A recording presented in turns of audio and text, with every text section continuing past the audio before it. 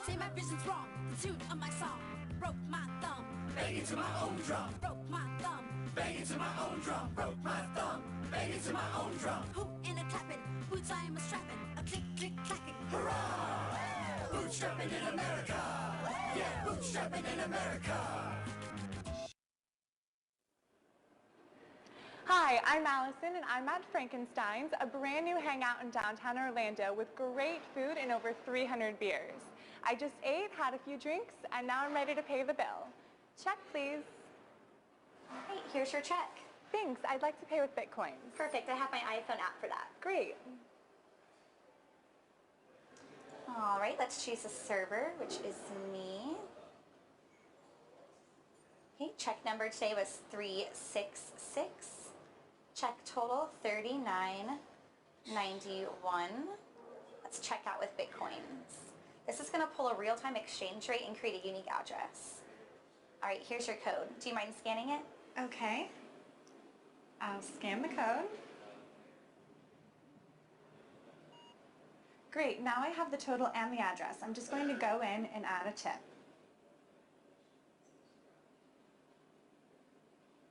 All right, I'm sending the money. It's asking me to confirm, and yes, I'd still like to send the money.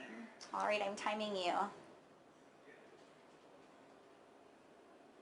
Money sent.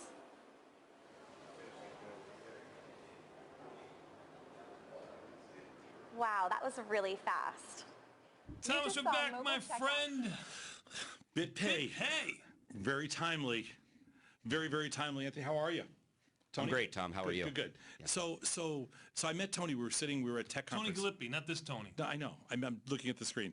I met Tony at a Tech Week conference, and we sat down. We started talking to each other, and before we were both going on to speak. And I'm excited we finally got you to come on the show.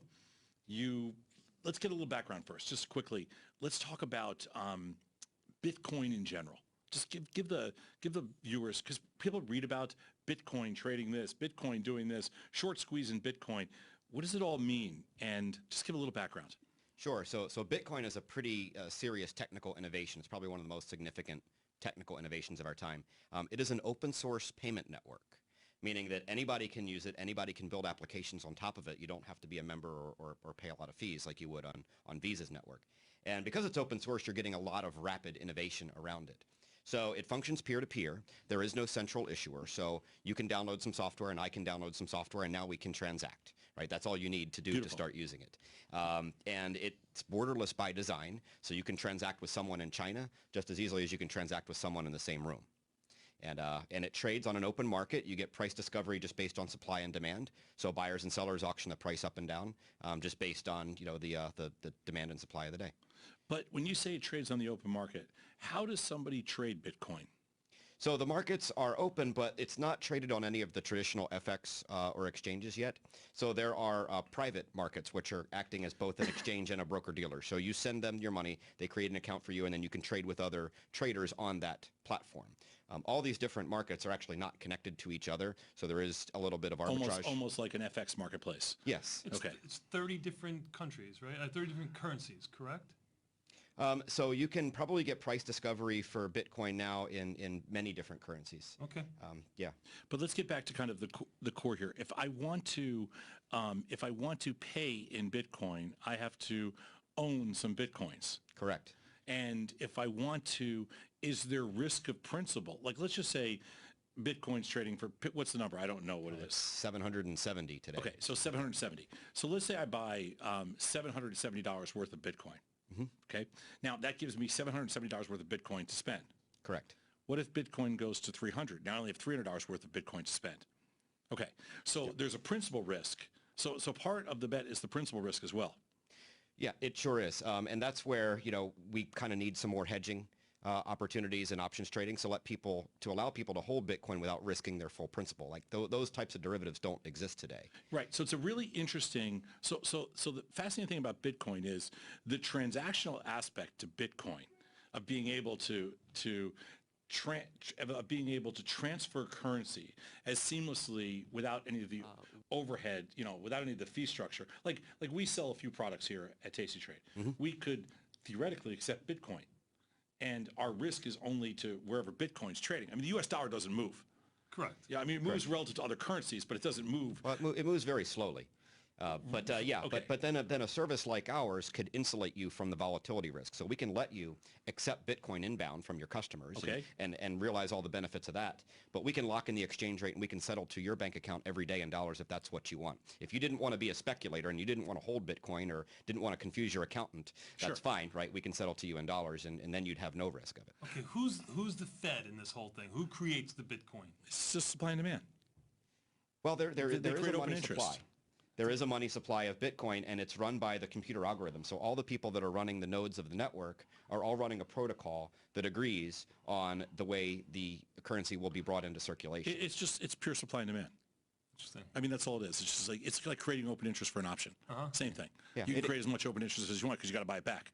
You can sell as much as you want, but you got to buy it back at some point. So it's just open interest. But BitPay. So how do you guys make money? By the facilitation aspect that you just talked about? Absolutely. So if you're a business and you want to accept Bitcoin, Right. because it's low risk, low cost, irreversible, a lot of value proposition there, but it doesn't work anything like credit cards or PayPal. So none of the existing tools and payment gateways are going to work for Bitcoin. So that's where we saw the need about 2.5 years ago to start creating a payment gateway and tools So to give allow me an businesses. idea of, at Tasty Trade, we sell one app. Basically, that's one of our only sources of revenue, but we sell one app. Why should I not, what would be the rationale for not accepting Bitcoin as a payment? I mean, there's really no reason why you shouldn't. Okay. You wouldn't have anything to lose. I mean, if you set it up and nobody pays you this way, you don't lose anything, right? There's no setup cost. And if I set it up through you this way, I can monetize it immediately, or I can decide to sit on it if I want. Yeah. I mean, if it's such a small percentage of your overall sales and you just want to sit on it because you think that the long-term value proposition is going to go higher, then you can do that. You know, it really actually trades more like a commodity than an open interest option because there is a limited supply. You can't just create as many as you want. Oh, there is a limited supply. There is a limited supply. But unlike the dollars where we have no idea how many trillions they're printing behind closed doors, with Bitcoin, everybody does know exactly what the money supply is today and at every date and time in the future exactly how many coins will be in circulation. So you were testifying this week in front of a Senate House committee? A Senate Banking Committee. Senate Banking Committee. Yeah. And you were testifying with respect to what? So the Senate Banking Committee wanted to learn more about Bitcoin. They see it in the news. They're concerned most about consumer protection. You know, are consumers going to get ripped off by this, or are consumers at risk of loss of losing their funds? They're also concerned about illegal uses, and is this creating issues for law enforcement? Because law enforcement is seeing that criminals are starting to use this new technology. And well, is there a money laundering aspect to it? I mean, is that the criminal aspect, the money laundering piece? Well, I mean, it's open source, so anybody can use it. Sure. I mean, and criminals use the internet, criminals use cell phones, criminals use email, and so the police have to be detectives and have the right tools to be able to catch the bad guys. But that doesn't mean the technology itself is bad. For individuals, where does an individual, let's say how many dealers are there currently in the U.S.? Well, that's the challenge. The number one source of liquidity for Bitcoin is in China. Number 2 is in Japan. Numbers 3, 4, and 5 are in Europe. Number 6 is in Canada. So the U.S. is not the leader right now in the exchange. And how big is the Bitcoin market? Bitcoin market right now is worth about $9 billion. That's tiny marketplace. And so, and who decides to add liquidity? Any market participant can add liquidity. The market cap, that $9 billion, is the 12 million coins that are in circulation times the price of 770 or whatever it is. Right. And that's where you get... 77, I just looked on your site. Hey, lucky sevens today. So that's what generates the entire market cap. And what's the implied volatility of Bitcoin right now? Oh, it would be huge. I mean, you look at the average true range. I mean, it's high. But nobody's actually... It's been moving 10-20% in a day sometimes. Who holds the reserves? Or are there are no reserves? There are no reserves. It's like a commodity. Every Bitcoin that's in circulation is owned by someone. I'm curious about, I'm not worried about it as much as, given the implied volatility of Bitcoin right now, is it a viable, is payment the best use for it? In other words, am I going to be willing to take, because what's the smallest amount you can trade? You could actually divide a Bitcoin down into 100 million pieces. 100 million pieces. So you can have millibitcoins, microbitcoins. 10 nanos is the smallest unit. It's called a Satoshi, named after the inventor. And how big is that? So that's 1/100 millionth of a Bitcoin. So that's well below a penny today. I mean, it's a small fraction. So it's 7 zeros and a 1. 7 zeros and a 1. So, okay, so Really small. right. So I guess let's just say I decided to do. I'm just trying to figure out. So if I buy Bitcoins, and is there a markup or markdown for buying and selling it? It depends. Dealer is? It's much like gold or silver. You know, Okay. if you wanted to buy some gold, where would you go, right? If you're a retail person, you only want to buy a few bucks worth, you're probably going to go and pay a little bit more of a premium to a retail dealer than if you go to an exchange at a whole. So right now, for somebody like me, I understand markets. I go out and buy $1,000 worth of Bitcoin, whatever it is. I'll ballpark it. I go out and buy. I commit $1,000. What am I supposed to? I can't really do anything with that Bitcoin unless I sell it higher or sell it lower. Or you can spend it. Or I can spend, but there's not really that many places I can spend it yet domestically here. Well, that's what we're working on, and we actually have a lot of merchants. We have over 12,000 merchants that use our service. So give me and some examples. We're signing up more every day. Sam's Club, or is that a competitor of yours that using Bitcoin? No, Sam's Club is not using it yet. So there's a company called Gift, which has a mobile gift card application. Okay. So you can buy gift cards for Target, Amazon, any major retailer. You can convert your Bitcoins to a gift card. The card's stored on your phone, so it's digital. You don't have to carry the plastic around, and then you can shop in That's stores. what I was referring to. But online, you know, we're getting a lot of, you know, like web services, IT services. WordPress is a client of ours. So if you guys use WordPress as a publishing platform, We don't, but still. you can pay for your upgrade. But are there any retail stores that currently take Bitcoin? Yeah, I mean, there's a Subway franchise in Pennsylvania that takes it. Yeah, I mean, you're getting a lot of small businesses that are looking at this and saying, hey, this is innovative. This allows me to get a competitive edge against the big guys, right? It's a little bit of marketing thing, but I've heard about politicians like campaign contributions with Bitcoin. Is that true? Yeah, I mean, actually, the FEC is conducting a discussion right now and debating whether or not politicians will be allowed to accept Bitcoin and what the rules are, right? Do you have to cash it out right away? Because, you have limits in campaign finance law, and because Bitcoin is volatile. I think that would truly, not validate it, but certainly bring it to a different level. But Tom, getting back to your point, the applications for Bitcoin in the future are going to insulate the consumers from the volatility, because you're going to be able to have a bank account that's denominated in dollars or euros or whatever you want to store your money in. And if you want to pay somebody in Bitcoin, it's just going to buy the correct number of Bitcoins at that point in time and send them right away. So your holding period is like a millisecond, right? So you as the consumer won't have any volatility risk if you don't want to. But you'll have volatility risk to what it's worth down the road. Not if your wallet is still set in dollars or euros. You're not actually holding Bitcoin. You're holding dollars. And you're only buying Bitcoins at the exact moment you have to send them to somebody. So at that point, the price is irrelevant. So then it's an instant conversion into Bitcoin. Yeah, and it doesn't matter if the price is $1 or $100. Well, that makes sense. But you see, that makes sense. But in the truest sense of banking, we've never actually had multi-currency banking or brokerage. To be fair, I mean, there currently doesn't exist multi-currency banking or multi-currency brokerage that's been commercialized. There's some on the institutional level, but no brokerage firm accepts multi-currencies, and no bank really accepts multi-currencies on a commercial level. So the idea that you can convert instantly to Bitcoin is interesting, and it does take away I understand it takes away the risk, but why would somebody do that? What's the advantage? Because then they're using it as a payment mechanism. If you are a business and you need to buy something from a vendor in, let's say, India or China, and that vendor is not going to start working until you go on your order. If you're playing with a vendor that only deals in Bitcoins. Yeah. Well, no. The interesting part is that if that vendor is not going to work on your order until he gets his money, if you send him a bank wire, that's going to take 3-4 days. I got it. Bitcoin clears and settles instantly. Right. And that's the interesting aspect of it that we've never had before. Is that this instant settlement anywhere in the world. That's what I've read all about it, and that's the coolest thing about Bitcoin. But the flip side of that is, I mean, how many times do Tony and I buy something in China? I'm just saying, how many times we're not ordering stuff from China? So for us to go into a bar or to go into a restaurant to convert dollars to Bitcoin and then to pay in Bitcoin doesn't really make much sense. Not for that use case, no. But if you're traveling internationally and you have Bitcoins on your phone, you can land in London, Dubai, Berlin, any places there. If they take Bitcoin, you don't have to convert to the local currency. You can just pay with your phone. And you save all that stupid conversion fees. Of course, because every time you go through the airport, that little lady behind the kiosk, she's making a lot of money off of you. Well, I don't use that lady, but I gotcha. Yeah. How does BitPay make money? So BitPay makes money through our merchant service. So we started as a transaction fee model where we charge 1% transaction fees on the order. So compared to credit cards, which are 3%, We're 1%, so we're cheaper. But we're switching to a full software as a service pricing model. So the merchants would pay one monthly fee based on the feature set and the level of service that they need, and then there's no fees. They can process all they want. And so that's really innovative. It's like, you buy software as a service, any monthly service for running a business. That's a huge now savings. You can do that in payments, and that's really disruptive and really innovative.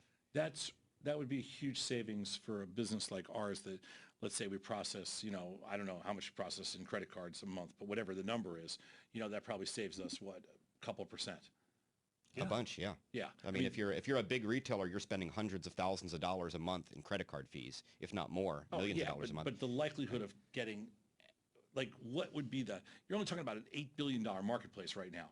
So what would be what's the max potential for Bitcoin, at least at its current stage? It's a pretty small marketplace. It is pretty small, but you talk about all these use cases and all the potential. If Bitcoin was $100 billion, and you had derivatives around it, then you could really use it for a lot more use cases. So how's it going to get from $9 billion to $100 billion? You're going to go listed. Well, it's got to go up 11 times from what the price is now, and that's why people are speculating on it, because they're speculating on the future uses of this technology. So one of the advantages then to me about Bitcoin, Tony, would be like, okay, so I buy $10,000 worth of Bitcoin, and I can use it as a currency, and it's basically, it's a multiple of bet. Like, how low has Bitcoin traded in the last 12 months? Last 12 months, January of this year was at $13.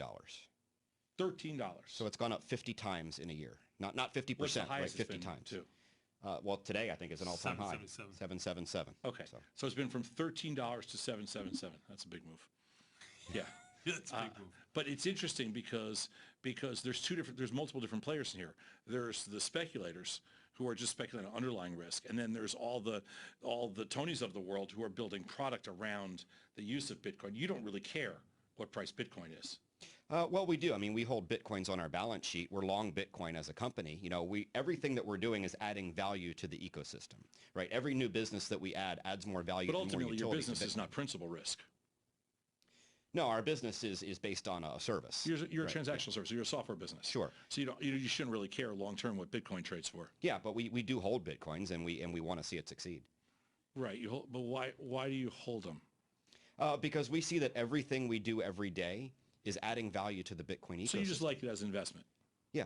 Okay. Yeah. I mean, Bitcoin itself is kind of an ETF on the whole space. And there's actually, ETFs now on places like Second Market where, in your self-directed IRA, you can invest so you're in Bitcoin. betting on your space, but you don't need Bitcoin in inventory to run your business. We do a little bit, but not as much. But yeah, we're holding it as a long-term bet. It would just be like a buyer seller of gold Yeah. would hold inventory possibly. Of course. Yeah. So BitPay, Tony, are there other BitPay players? Are you the leader in the space? We're definitely the leader in the space, and we make merchant processing our one and only focus, so we're the best in the world at that. Our competitors also do it, but it's like their second or third business, right? Maybe they run a Bitcoin exchange as their primary business, and then they do merchant stuff on the side, or maybe they have a consumer wallet, and then they do merchant stuff on the side. So, we're clearly the leaders in the toolkits that we have. And, are you all over the world already? Yeah, I mean, about a quarter of our merchants are in Europe, and then 50% are in North America. The other 25% are scattered around the rest of the world. So we're opening an office in Amsterdam. That's going to be our European headquarters. Can I go to you to open up a Bitcoin account? If you're a merchant, you would come to us to accept Bitcoin. Yeah, you have to be a merchant. But we're just the processor. So if you wanted to keep the Bitcoin after it came in, you would have to set up a separate Bitcoin wallet that we would sweep your funds to, every day when they came in. Last question. How does the individual investor know that the dealer they're dealing with is reputable? Well, and that's an interesting thing in the Bitcoin space because there are no regulations around Bitcoin today. And if you're trusting somebody that you don't know that's either acting as a Bitcoin bank or a Bitcoin broker saying, hey, I'm going to store your money safe with you, right? You have to do your own due diligence to make sure that you know who these people are. But these are really small firms. Yeah, but the bigger ones are starting to come in, like Second Market I mentioned, right? That's in New York. I mean, they have a FINRA-registered fund that you can divert money to. You have to be an accredited investor to participate in that today. Maybe in the future they'll open it up. But yeah, there's lots of options, but you do have to do your own research into Bitcoin and into any counterparties that you may hold. If you choose to download the software and store the Bitcoins yourself, then there is no counterparty risk, but you've got to make sure that you've got good security practices on whatever computing device you're using. Make sure you don't get viruses, that kind of thing. Is that what you do? Yes. Tony, thank you so much. That was a great discussion. And you know what's so much fun about it is that I kept you on extra long because I just don't think a lot of people really understand it, and you made it very clear. Thank you. Well, we try. Thanks, Tom. Thanks, Tony. Appreciate it, man. We're going to be back in about 3 minutes. We got good trade, bad trade next. Thanks again, Tom.